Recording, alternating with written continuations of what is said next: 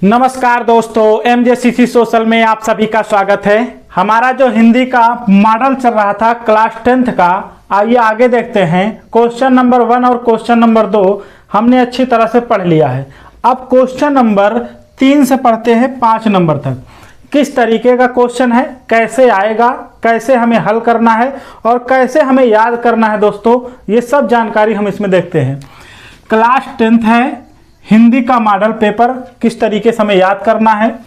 Question number 3 में का और खा करके 2 प्रश्न आएंगे, जिसमें से हमें केवल एक ही प्रश्न अनिवार्य है करने के लिए, दूसरा प्रश्न नहीं करना है। हम का या खा में से कोई एक करेंगे, उसमें गद्य से दिया जाएगा। क्वेश्चन नंबर 3 गद्य से रहेगा। इसमें संदर्भ प्रसंग व्याख्या कुल 6 नंबर को होगा, 2-2 नंबर करके लिखना होगा। 2 नंबर का संदर्भ प्रसंग और व्याख्या। जैसे इसमें कितने, क्वेश्चन नंबर 3 में जो गद्य है उसमें से हम 3 ही लेसन पढ़ेंगे। बहुत ज़्यादा पढ़कर हमें कोई कुछ हासिल नहीं होने वाला है। हमें मात्र 3 ही प्रश्न लेसन पढ़ने हैं और उन्हें अच्छी तरह से पढ़ना है, उसमें से कोई भी प्रश्न छूट नहीं पाए। इससे ज़्यादा कोई नहीं आएगा दोस्तों। तो हमें पहला है मित्रता पाठ। मित्रता पाठ किसने लिखा है? तो आचार्य रामचंद्र शुक्ल जी हैं। हम इसे कैसे याद करेंगे? तो आचार्य रामचंद्र शुक्ल जी में राम आ रहा है। राम से बड़ी मित्रता किसी ने नहीं निभाई। राम जो है वो अपने हनुमान जो प्रिय मित्र थे उनके साथ भी अच्छा व्यवहार किया। रावण के भाई विभीषण के साथ भी अच्छा मित्रता व्यवहार किया। तो इन्होंने अच्छी तरह से मित्रता निभाई है। तो हम कह सकते हैं आचार्य रामचंद्र शुक्ल में राम शब्द आ रहा है, तो राम ने मित्रता निभाई है, इसलिए मित्रता पाठ के लेखक आचार्य रामचंद्र सिंह हैं। तो आचार्य रामचंद्र जी मित्रता पाठ के लेखक हैं। और इसमें हम प्रश्नों में आने वाले जो हमें संदर्भ दिया होगा, जो सारांश दिया होगा, उस सारांश में से हमें कुछ वर्ड याद रखने हैं ताकि हमें पता चल जाए कि ये मित्रता पाठ से ही आया है। तो कौन कौन से वर्ड रखने हैं? जैसे बुरा, संगत, हंसमुख चेहरा, विश्वास पात्र, दोस्त, मित्र, औषधि, कुसंग। तो अगर हम सारांश पढ़ेंगे तो उसमें ये सभी वाक्य, बुरा, संगत, हंसमुख चेहरा, विश्वास पात्र, दोस्त, मित्र, औषधि और कुसंग, ऐसे वाक्य में कोई एक ना एक वाक्य उसमें होगा, कोई ना कोई एक वाक्य उसमें होगा। हम उस वाक्य को पढ़ने से पता चल जाएगा कि यह सारांश मित्रता से लिया गया है। अगर ये सभी वाक्य में से कोई एक वाक्य, एक शब्द अगर आ जाता है तो हम जान जाएंगे कि वो मित्रता पाठ से लिया गया है। इसलिए बुरा, संगत, हंसमुख चेहरा, विश्वास पात्र, दोस्त, मित्र, औषधि और कुसंग, इसे अपने दिमाग में रख लेना है ताकि सारांश को पढ़ने के बाद हमें पता चले कि हाँ, यह मित्रता पाठ से आया है। तो दोस्तों अगला जो है क्या लिखूं, क्या लिखूं जो पाठ है कक्षा 10 का, जो हिंदी का जो गद्य का पाठ है, क्या लिखूं, इसके लेखक है श्री पद्मलाल पन्नालाल बख्शी। तो क्या लिखूं पाठ का नाम है, लेकिन कैसे पता चलेगा कि इसके लेखक, इसके रचयिता कौन है? तो भैया अगर हम क्या लिखूं, तो कोई भी चीज अगर लिखूंगा तो कहाँ लिखूंगा? पन्ना में लिखूंगा ना। तो हम याद कर लेंगे पन्ना से कि श्री पद्मलाल पन्नालाल बख्शी, श्री पद्मलाल पन्नालाल बख्शी क्या लिखूं के लेखक हैं। और अगर हमें क्या लिखूं में कौन सा शब्द पढ़ें कि हमें पता चल जाए कि ये उसी पाठ से आया है, तो निबंध, सहानुभूति, संसार, दूर के ढोल, सुधारक के नाम, प्रतिगतशील, प्रगतिशील, ऐसे शब्द अगर जिस सारांश में होंगे वो सारांश क्या लिखूं नामक पाठ से आएगा। और क्या लिखूं मतलब कहाँ लिखूं? पन्ना में। तो हमें पता चल जाएगा कि इसके लेखक जो है श्री पद्मलाल पन्नालाल बख्शी जी हैं। अगला लेसन का नाम है ईर्षा तू न गई मेरे मन से। ईर्षा तू न गई मेरे मन से। तो दोस्तों ईर्षा जो है वो कभी नहीं जाती। रात बीतने के बाद दिन होते ही ईर्षा दिमाग में आ जाता है, किसको बर्बाद करना है, किसको क्या करना है। तो मन में ईर्षा आ जाती है। कब आती है? शाम को सो जाने पर किसी को ईर्षा नहीं आती, लेकिन सुबह होते ही सारी ईर्षा उसके अंदर जाग जाती है।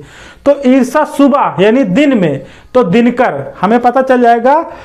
ईर्षा तू ना गई मेरे मन से, ये पाठ का नाम है। लेकिन कब आती है ईर्षा? दिन में। तो हम कह सकता हूं कि रामधारी सिंह दिनकर, दिनकर जी इसके क्या हैं? लेखक हैं, रचनाकार हैं। तो हम कह सकता हूं कि ईर्षा तू न गई मेरे मन से श्री रामधारी सिंह दिनकर जी हैं। और कैसे पता चलेगा कि किस पाठ से आया है?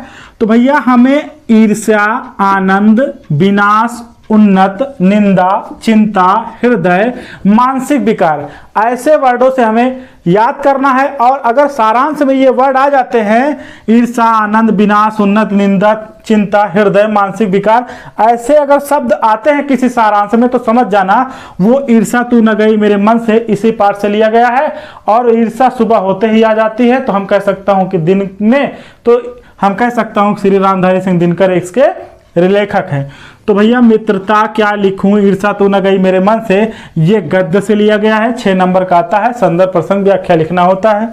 अगला क्वेश्चन नंबर 4 जो है, ये इसमें भी का खा करके 2 क्वेश्चन आएगा। पद होगा अर्थात पद्यांश होगा, इसमें भी संदर्भ प्रसंग व्याख्या लिखना होगा, 6 नंबर का आएगा। 2-2 नंबर करके इसमें भी लिखना है दोस्तों। पहला है पद।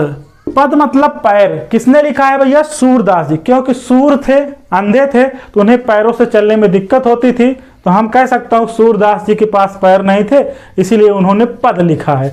तो पद किसने लिखा है? सूरदास जी।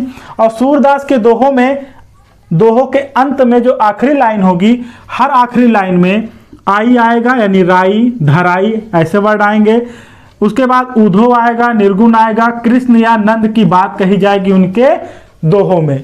तो हम समझ जाएंगे कि सूरदास ने लिखा है और पद पाठ से लिया गया है। तुलसीदास, कोई भी तुलसी, कभी भी तुलसी क्या कर सकती है? किसी को विनाश नहीं कर सकती, अर्थात धनुष नहीं उठा सकती, इसीलिए धनुष भंग कर दिया गया है। और तुलसीदास ने क्या लिखा है? धनुष भंग। इसमें धनुष भंग में तुलसीदास ने किसके बारे में लिखा है? रघुबर, राम, रामायण की बात कही जाएगी, तो समझ लेना ये धनुष भंग से आया है और इसके लेखक तुलसीदास जी हैं। वन पथ पर। वन पथ पर भैया कौन जाते थे? वन के पथ पर यानी जंगलों के रास्तों में कौन गए थे? तो राम जी गए थे, तो राम की बात कही जाएगी। रघुवीर, राम, रानी, रामायण की बात कही जाएगी, तो समझ जाना वन पथ से आया है दोस्तों। साथ ही साथ बिहारी सतसई, बिहारी सतसई में बिहारी जुड़ा है, समझ लेना बिहारी जी इसके लेखक हैं। और अगर ओई आएगा, ओई में मतलब आता है जैसे कोई, मोई, रोई, ऐसे वाक्य अगर किसी भी दोहों के अंत में आते हैं या आमू के तहत आता है, जैसे रामू, राजमू, अगर आही आता है, मोही, सोही, तो समझ जाना किसी भी दोहा के अंत में अगर ओई, आमू, आही ऐसे वर्ड आते हैं तो वो बिहारी सतसई से लिया गया है। पुष्प की अभिलाषा यानी फूलों की इच्छा। फूल कैसे होते हैं? मक्खन के समान होते हैं, तो माखनलाल चतुर्वेदी इसके रचनाकार हैं। और इसमें फूल की बात की जाएगी तो समझ लेना पुष्प की अभिलाषा से लिया गया है और इसके लेखक मक्खनलाल चतुर्वेदी हैं, क्योंकि फूल मक्खन के समान कोमल होते हैं। झांसी की रानी की समाधि पर, तो इसको लिखा किसने है? सुभद्रा कुमारी चौहान, क्योंकि झांसी क्या है? एक लड़की थी, तो लड़की ही ने लिखा है इसको, सुभद्रा कुमारी चौहान ने ही लिखा है। और इसमें झांसी की बात कही जाएगी क्योंकि झांसी जो रानी थी उन्हीं की गाथा इसमें गाई गई है दोस्तों। उसके बाद क्वेश्चन नंबर 5 में कह रहा है कि गद्य व पद्य से एक एक जीवन परिचय लिखना होगा। 3-3 नंबर का आएगा, अर्थात टोटल 6 नंबर का। गद्य से एक आपको लिखना है जीवन परिचय और पद्य से एक आपको लिखना है जीवन परिचय। ठीक है दोस्तों। तो दोस्तों इसके बाद अगला क्वेश्चन छठा, सता जो भी है उसके आगे के वीडियो में लाएंगे। तो दोस्तों इसको आसानी से आप याद कर लीजिए। ये वीडियो कैसा लगा? अच्छा लगा तो लाइक, सब्सक्राइब, शेयर, सपोर्ट करें। Thanks for watching this video.